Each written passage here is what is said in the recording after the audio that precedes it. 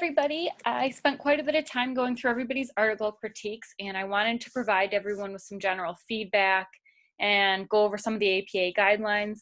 So I typically do this for the first article critique. I spent quite a bit of time on each person's paper, so I really encourage you to go in and go through all of my comments. So if you go back into your grades, it says My Grades, and you click your submission, you should see these little blue comment bubbles pop up all through your paper. If you select the comment bubble, you should be able to see what I've written for each one. So I've done a pretty thorough job of that. The comments I made are things that I expect you to take into consideration and to fix for the next article critique. So I won't be spending as much time scoring the article critiques in the future because I like to give really thorough feedback right now, kind of let everybody know what I see are some common difficulties or misconceptions. And then from now on, I'll kind of just give you a score out of 5 and an overall comment about what that score is related to, but I won't specifically go through and tell you where the issues are with APA formatting or specific sentences that were confusing or content that was specifically relevant. So if that makes sense, I'll be spending less time grading them from now on because I've kind of given this as your feedback, and I hope that you'll be able to use it to move forward and feel a little bit more confident with your writing. So please take the time to go through this whole presentation. So we have quite a few APA requirements that we need to follow, and you should be using these in all of your courses at the master's level. So we're going to go through each one of these one at a time. There are some related to writing style, APA specific about the quality and formality of your writing. And then also some items in terms of structure and citations, which are really rule-based and things that are hard to memorize, but I'll outline some of the most important ones here. And the more you do it, the more you'll get used to it. So we'll go through each one. We'll start with writing style. One thing that I see a lot is use of contractions. Contractions contribute to your paper sounding less formal and academic. So we do not use any contractions such as don't, isn't, it's. You're going to write the full words without the apostrophe between them. In terms of repetition, it's something that I see a lot too. I think we tend to repeat ourselves when we're feeling unsure or if we feel really strongly about a point. We want to say it more than once. But these article critiques especially are so short that there is absolutely no need for repetition. If you wrote something in the first paragraph, your reader, me, is still going to remember it by the last paragraph, and it doesn't need to be said again. So try to be clear and concise. You don't need to lead in with an introduction that's a heavy introduction and then repeat what you've said again because it's such a short paper. So you don't really have an introduction. Your intro is your summary of the article. And then I recommend that you reread and you delete repeated thoughts. So I want you to think like, if I put these two sentences that are similar together, would I need them both? And if the answer is no, then you don't need them separated either in the article critique. I also saw quite a few people who weren't sure how to start off their article critique. So they were like, hey, so I'm here, I chose this article, blah, blah, blah. You don't need any of that personal intro. You can just say in the article, say what the article's title it is, and then you can get right into what it's talking about, okay? It sounds more concise, more formal, and a little bit more argumentative, like the reader's going to take you more seriously. Formal language.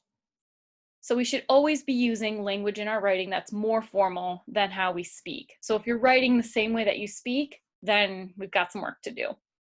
You want to use content-specific terms, words from the book, and when you do use terms that are not widely known, you want to make sure to define them the first time you use them.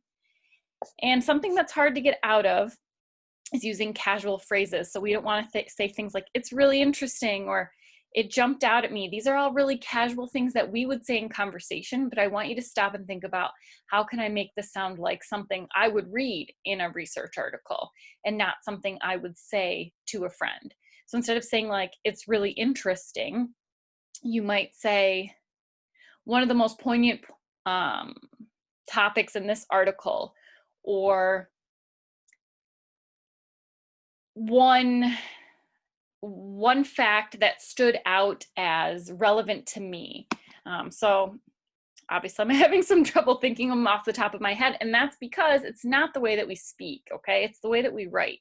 And so you can write these phrases in your critique the first time that you write as you're just typing, because it might be what first comes to mind, but I want you to go back. And when you go back, I want you to remove those phrases and come up with a more formal way to say the same thing, or reword the sentence so that that phrase is not necessary anymore. I see a lot of sentences that are either really long or really short. And you can have variation in sentence length, and it sort of makes for a more interesting read when you've got some shorter sentences, some longer sentences. But if your sentences are really short, then it starts to sound choppy and robotic. So you can go back and combine these short sentences if they serve the same goal, or if they kind of contribute to the same argument, or have details that are proving the same point. And then I was seeing sentences that are too long. By the time I get to the end of the sentence, I don't know what you were saying at the beginning of the sentence. And so when you reread your own paper, I want you to see if it makes sense to you the next day when you read it. Or if you're sort of being like, oh, I got to go back to the beginning. If you have to go back to the beginning of your own sentence, then I certainly will have to as well. Editing is really important. It's hard to do because usually when we're finished with an assignment, we just want to turn it in. And I absolutely feel people's pain on this. But I spend a ton of time editing my own work, and I think it's the single best practice that I have as a writer. So I always set my work aside for a couple of hours, go do something different, or I'll set it aside overnight. Then I reread, and I reread it out loud to myself. And if I stumble on something, it's not easy to read, or if I am confused about what I was saying, then I know I have to change that spot. And then I'm going to go back to the beginning of that paragraph. I'm going to read it again after I've changed it to see if it actually helped or not. And then another recommendation I always have is to have somebody else read, especially if you're not very comfortable with writing, or if you're not used to writing formal academic papers. I always used to ask my mom to read for me. I think I've outgrown her finally, only because my papers have gotten really content specific and sort of boring, I think, for her. But moms are usually good for reading. And it's great if the person actually doesn't know anything about it, because then they can tell you whether it makes sense or not. They might not be able to tell you how to fix it, but they can underline every sentence that's at least at all confusing to them. All right, so now let's take a look at some of the structures and citations required by APA. You have to have a cover page on written papers, and you have to have page numbers, pagination. So I created a template for you guys that you can use for the rest of your article critiques. Save it to your desktop on your computer, open it up and edit it when you write your next article critique. So I'll show that to you in a minute. So you're going to use this for all the rest of your article critiques. Page numbers need to go in the top right corner, and it's typical practice. You could put a 1 on the cover page, but it's really typical with APA to not put a 1 on the cover page, but to put a number 2 on the second page. So I'm going to show you what that looks like. I'm going to switch my sharing screens so you can see the template that I've made for you guys. So here's the cover page. At the top left, in all caps, you should have a shortened version of your title. The titles in APA are supposed to be really specific. So you could say like article critique number 1, but APA, we're trying to get in the hang of doing it. It should be something really specific. If your article was about fossilization, as it relates to age, then title it that, like fossilization relating to age. And then your shortened title could be fossilization, all in caps in the top left. Some people were putting the words running head, and that is now discontinued. In APA 7th edition, we don't use that anymore. So you'll see I have no page number up here at the top right corner, but then on page 2, it says 2, okay? So that's how I've got it set up for you, and you don't have to mess with the pages. So you can put your title, your first and last name, you keep this and the course name, my name, all the same, and you edit the date here. And we'll get to page 2 in a second, because I'm going to go back to my other screen, and we'll get back to the presentation. I'll come back to this in a little bit. Okay. In-text citations means that as you are typing, if the information that you're saying did not come out of your own brain, then you have to cite it, even if it's not a quote. So if you're giving a summary of an article, then at the end of the sentence or the end of a couple of sentences that discuss the article, you're going to put the author's name and the date. And actually, anytime you say the author's name in your writing, anytime, it has to be followed immediately by the date, in parentheses, just like this, Santa 2020. And there's no need to repeat the author's names in your sentence. So you're not going to say over and over again, in Santa's article, she says, Santa agrees with, Santa likes. No, you're just going to say the article, and then you'll just describe what's happening in the article. And at the end of those sentences, you'll put Santa 2020, because having that person's name in the text is a real distractor. And then the reader has to read this person's name over and over again. Whereas when I see it at the end in parentheses, I just skim right over it. I know it's there. Great, I'm focused on the text. I'm not focused on the citation piece or the author's name. And I'm going to show you a sample of this as well. So let me see, I was going to show you a sample of this from my own writing. And let me pull that up for you.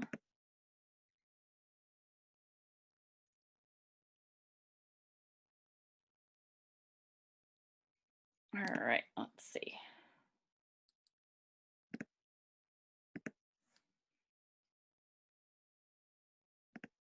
Sorry guys, give me a second. I'm trying to figure out how to do it.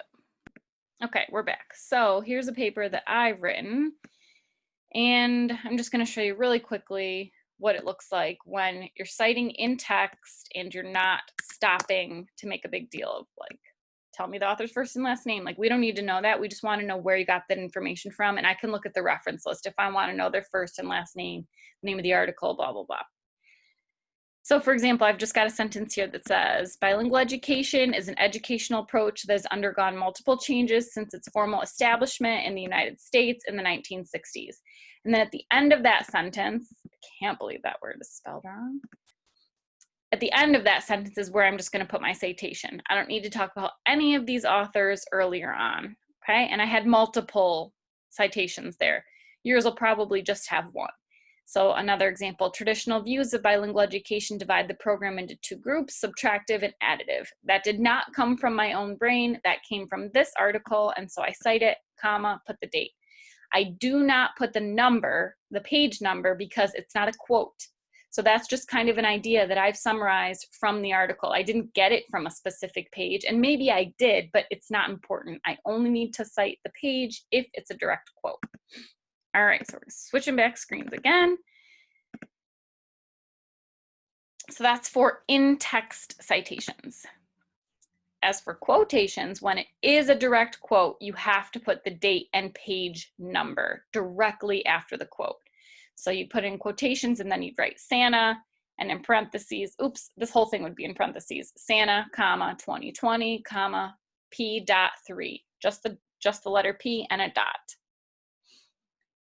And something that I want to emphasize is that at this level of schooling in a master's program, we want to rely less on quotations than we did in undergrad.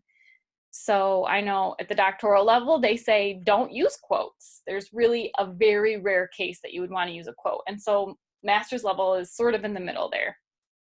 You can use a quote if it really adds value, and if they have said something so succinctly or so technical that there's not a way for you to summarize it using your own words. If it's something you can easily summarize, summarize it, because it's just bulky to have a quote in there that's something you could have said yourself. That being said, you do need to be careful about rewording. You have to reword so that it's different enough that it's not considered plagiarism. So I recommend that you read the article and then you push the article to the side and you don't have the article directly in front of you when you're writing the summary, because then you tend to look at a sentence and say, oh, I'm going to summarize this sentence, and you just basically move the words around, but it's all the same as the way the original author said it, and that is actually still considered plagiarism. So be careful with that. And the references page is the very last page. I have put that in the template that I'm sending you. So you type the word reference at the top of the page. It's not bold. It's the same size as the rest of the text. It's 12 and it's centered. Below that, you have your citations, and they should start all the way flush left. So I'm going to show you, because APA has a 7th edition that just recently came out, and it has very specific formatting that must be followed. So this is a little blurry because I took a screenshot, but I'm going to attach the original to this email as well. This is also actually posted on Blackboard under APA guidelines. So if you're citing a journal article, this is what you need to do. Read all these little blurbs in the clearer version, but you should have an author, comma, then you'd have their first initial, middle initial, comma. And if there's a second author, that's how you would cite it. Note all the periods and commas, those are important. The title of the article should not be capitalized like a regular title. Only the very first letter of the first word should be capitalized, unless it's a proper noun, in which case you would capitalize that word later. Then you see there's the name of the periodical is italicized. And then at the very end, there's this new thing that 7th edition is doing, where instead of just typing the DOI number, you turn the DOI into a link by typing the HTTPS : // and then at the very end of that, you copy and paste in the DOI number. If you have trouble doing this or you need help, there are tons of references on the internet to be able to do it, but then I always come back. This is actually what I use when I write my citations to make sure that they're perfectly correct. I'll just double check them with this before I turn assignments in. And then if you're citing the textbook ever, this is how you would do that. You won't have a DOI or URL here at the end because we don't have an electronic version of the text. So that red piece at the end you would skip. And I think this is the last one, talking about headings. So if you'd like to use headings in your written work, that's great. I think it helps organize, and I've actually put them in the template that I'm sending you to help you guys remember the 3 parts and requirements of the article critiques. In APA 7th edition, there are things called levels of headings. And so it's basically a main heading and then subheadings. Because these critiques are so short, you'll really only have first level headings. They're bold and they're centered. And then you can use them to keep you on track. And then to check to make sure that you've really distributed your energy in the correct places. So we'll get back to that in a minute, and I'll show you an example. To remind you about the article critique requirements, these I pulled straight from the syllabus. It should be about 1 to 2 pages double spaced. I think it's actually really hard to do in 1 page, so I would try to do 1.5 to 2 pages. I did not see a 1-page critique that got all 5 points, because I think it's a little bit hard to do all in 1 page. So your summary should be brief, and I put that in bold. Some people spent their whole 2 pages, their whole critique summarizing the article. So I'm really not that interested in what the article says. I'm interested more in what you got out of the article. So the summary is brief and succinct. Be concise. This is where you want to make sure you are not repeating yourself. And then the other 2 sections, 2 and 3, should be bigger. What stands out as meaningful or relevant? What does this help you think more about or help you affirm? 3 are, what are the implications for teaching in a bilingual setting? And this might be something that you've had experience with in your own personal life, things that you've seen in student teaching, things that you've seen in your professional life in the classroom, or things that you just have heard or thought about and maybe are now thinking about in a different way. So I want to remind everybody that the purpose of the article summary is just to set the scene for your connections, takeaways, and implications. The purpose is not to give me a full summary and prove to me that you understood every aspect of the article. It's just to give you background information and to kind of be your jumping off point, right? Setting the scene for your connections and takeaways and implications. As I suggested earlier, you can use headings to guide you. I saw a student that did this in her first article critique, and so I thought I'd recommend it to everybody because I think it helped keep her organized, and it definitely makes it easy for me to read, because then I don't have to go back and say, did they really address all 3 parts of the assignment? So these were the 3 headers she used, so thank you, because I'm stealing them from you. Article summary, takeaways, and implications for teaching. And you can adjust those if you don't think they quite fit the way that you're structuring your paper, but these kind of align with the ones in the syllabus. So you'll see that on page 3 of the template, and feel free to use them and make sure that the article summary part doesn't take up more than 1/3 of your entire critique, okay? So some suggestions for your parts 2 and 3, which is the takeaways and implications for teaching.